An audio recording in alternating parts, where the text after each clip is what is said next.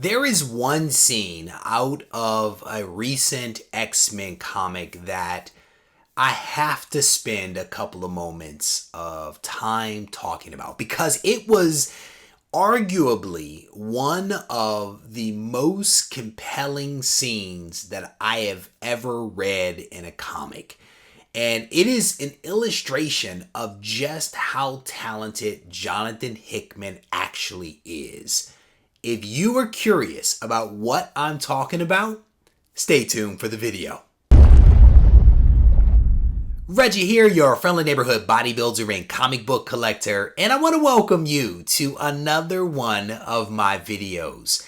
In this video, I am going to spend a little bit of time talking about the recent issue of X-Men, specifically X-Men 4. And I'm not going to talk about the book in its entirety. There are a lot of other YouTubers that have created great videos talking about the various issues of, current comics that are coming out. And they do a really good job of it. But I want to talk about a specific scene in X-Men 4. And I want to do it because it is, in my opinion, a very compelling scene and a great illustration of how talented a writer Jonathan Hickman actually is.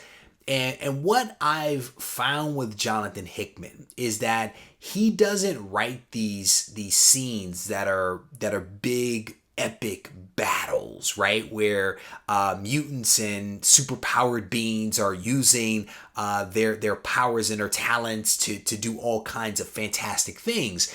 Some of his most talented scenes are those that just involve talking. And it actually really demands that you sit down, slow down, read the content, read the dialogue, because that's actually where the action is. So in X-Men 4, there is basically a scene where a couple of mutants roll into a meeting. And they take a meeting with a couple of different countries around the world. And, well, specifically representatives from a few countries around the world. Specifically Wakanda, China, and the US. And then as part of this meal, there were a couple of representatives from Brazil, Italy, Switzerland, and Ireland. And basically, Apocalypse, Magneto, and Charles walk into this meeting.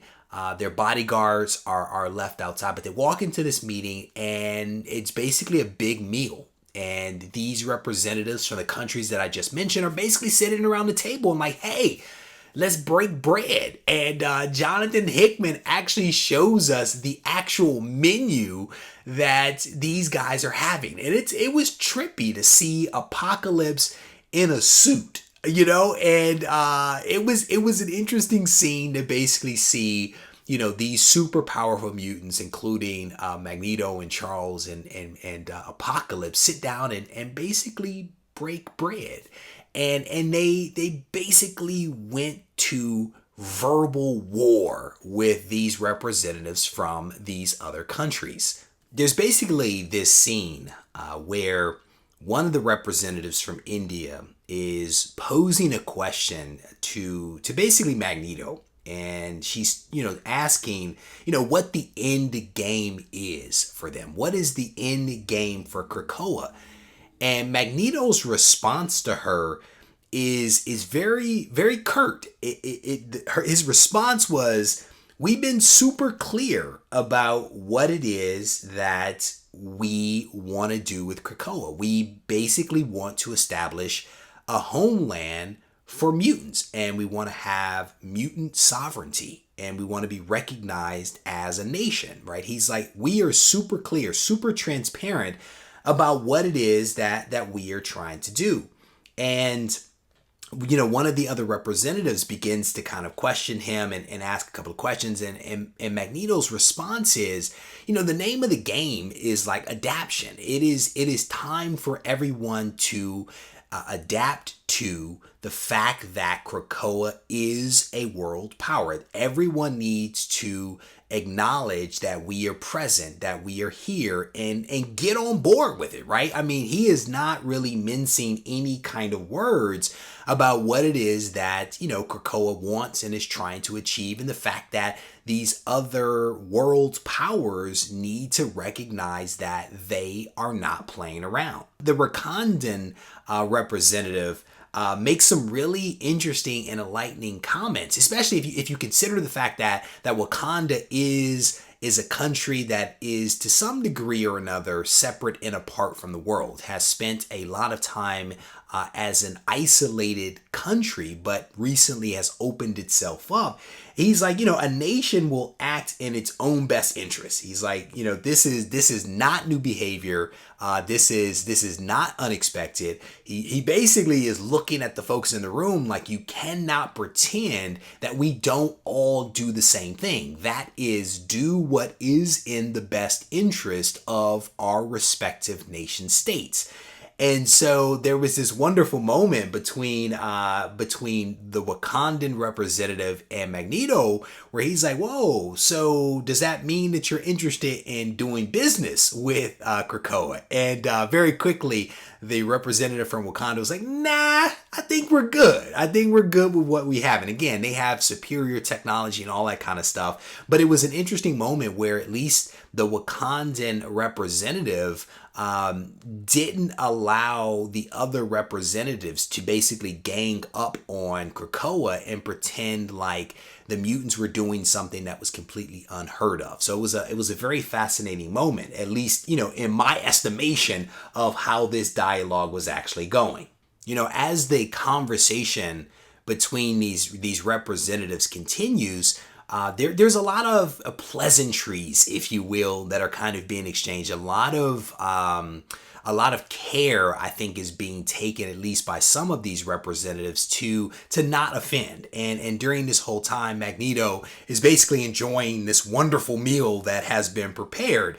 As these questions are coming to him, he is pausing momentarily to kind of respond to the things that are being said. And the representative from China asks a couple of questions around the Krakoan drugs. And his whole question, or the basis of it, is, you know, how can we trust that we have to use these drugs, these products, the way that you say that they should be used? Like, we are trying to study them and you know, reverse engineer them to understand them. And, you know, he goes on to say, Magneto's response is, look, I'm no expert. You don't have to trust us, but we are telling you that this is the proper way to basically use these products, you know? And Magneto goes on to basically say how the mutants have learned from humans, right? Many valuable lessons. And he's like, look, we are delivering these medicines to you in a way that increases our profits, right? They were designed, they were engineered basically to make us a self-sustaining nation state, right? And so, like it or not, this is the way that the drugs actually work. As Magneto continues to have this back and forth with the different representatives, you know, he basically points out that it is not his fault that man has not learned from its history. And he makes the point that because man doesn't necessarily learn from history, it tends to repeat the same mistakes over and over again. And his point is, look, we are not going to do that. We are going to do better by learning from your mistakes and making your strengths our strengths and taking your weaknesses and actually making those our strengths as well, right? I mean, he is laying out a case here where he's like, look, I don't care what you guys want or believe. We are going to do things different. And it harkens back to a couple of quotes from Charles, where early in Dawn of X and House of 10, there was this statement around, while you slept, the world changed. And that's essentially what it is that Magneto is playing back for them right now. He's like, look, you had your chance. We are here. We are going to do it differently, and we are going to do it better and actually be successful at it when you yourselves cannot actually do that. one of the representatives actually makes the point that with the way that Magneto is talking, it sounds very reminiscent of other historical figures that have made similar kind of statements. And her point is that those type of statements, those positions tend to lead to war. And Magneto's like, look, while that may be true, we are saying that there will be no war. He's like, I have gone down that path. And if I were the same man that I was many, many years ago, I would take all your missiles and your weapons and all that kind of stuff. And I would basically turn them against you. He's like, I've done it and I could easily do it again. But he's like, we are in a different place. We are going to do things differently. We have learned from our mistakes. We have learned from your mistakes, and we are headed down a very, very different path. And it's just a really powerful conversation between Magneto as like a diplomat representing all of mutant kind. And what you don't really see at the table all that much is what's happening with Charles and Apocalypse. I mean, essentially these guys are sitting there, I'm guessing,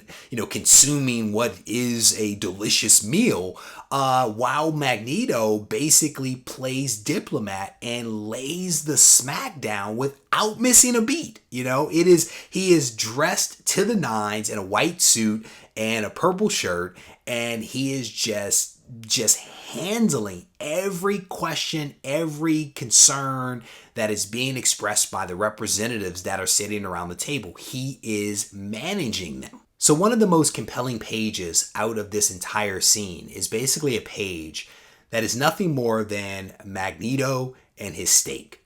And he basically just lays it out for them. He says, look, we have these drugs and you're going to buy these drugs because these drugs are going to help you to live healthier, happier, longer lives. And you are going to fork over all of your money in order to have this life, right? That we could basically make easy for you through our products. And he's like, you're going to give us that money. And then we're going to take that money that you have handed over to us, and we're going to buy your banks, and we're going to buy your schools, and we're going to buy your media. And he says, after we do that, then we are going to buy your politicians. And he's like, we are going to buy all these things with your money that you are willingly going to hand over to us. And as we buy your politicians, we are then going to have influence. And once we have all of these things, we are basically going to shut you out. We are going to shut you out because you are not deserving of the things that you actually have. And he's like, I think he makes a statement in there, is like a fire with no oxygen. Essentially, mankind will be snuffed out. It is one of the most compelling scenes I have ever read, where he is like, we are going to lay it down, and there is nothing that you can do about it. And he's like, we're not going to fire a weapon. We are not going to even pick up a weapon. There will be no war. We are going to do it economically, politically. We are going to shut you down. It is crazy. It is such a crazy scene. And then it kind of wraps up with him thanking them for such a lovely meal. and the politicians are basically sitting there stunned at the brutal honesty that he has just rolled out. And again, it goes back to some of his earlier comments about not being shy and not hiding anything. He told them exactly what the plan is going to be, and they were stunned by it. This whole scene wraps up with basically Charles, Magneto, and Apocalypse basically getting up from the table. And some of the last few things that they say is, look, this is the way that it's going to be. And if you don't like it, then tough. And if you decide that you're feeling frisky and you want to take some action against us, that action will be met with force. compelling. Let me tell you, it is a compelling scene. There were some other things that happened over the course of the story. There was two hit teams that were there, that were brought in by the U.S., that were there to take out the mutants.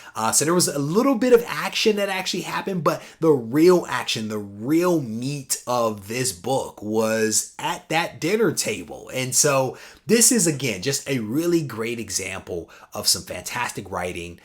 It is a great example of a writer who loves to get inside the head of a villain and does really, really compelling stuff with them. I've always enjoyed Magneto as a villain, but the way that Jonathan Hickman does him is compelling to me. It is fascinating to read. The words basically come out of his mouth. It is so arrogant. It is so decisive and clear that it's like, yeah, you want to get mad, but it's so well done. And so, the downside is that essentially what we are seeing here is a face-off between humans and mutants. And, you think about what kind of foundation Jonathan Hickman has laid. It's really this foundation of a bunch of humans and human factions and human countries that are all poised to attack mutants. It is really, really interesting how he has set this thing up. And it'll be fascinating to see whether this ultimately leads to a war in the near term or whether this is going to be a much longer play. And I say that because a lot of what I think Jonathan Hickman actually set up in House of 10 and Powers of X is, or I had that backward, House of X, Powers of 10 is a foundation, I think, that can be used for years and years of storytelling. And so I don't know if everything that has been presented will ultimately meet in the near term. These may be some really long threads that play out over a series of years. And so it'll be interesting to kind of see how this plays out. But again, if you guys haven't read some of the X-Men titles, I want to encourage you to do so because this is some really good storytelling. And it is worth the few bucks that it costs. I did hear today that an upcoming issue of the X-Men will actually go up in page count and also up in what it costs to buy the book. But again, really good writing. I don't mind handing over a couple of extra bucks, but it's something to at least be aware of. With that, I'm going to go ahead and wrap this video up. I hope that you enjoyed it. If you did, I definitely want to encourage you to hit the subscription button if you aren't yet a subscriber. And either way, I definitely want to encourage you to hit the thumbs up button, leave a comment behind so we can mix it up in the comment section. If you need to reach out to me, feel free to do so at Regie Collects on Instagram or Reggie@regiecollects.com. Take care.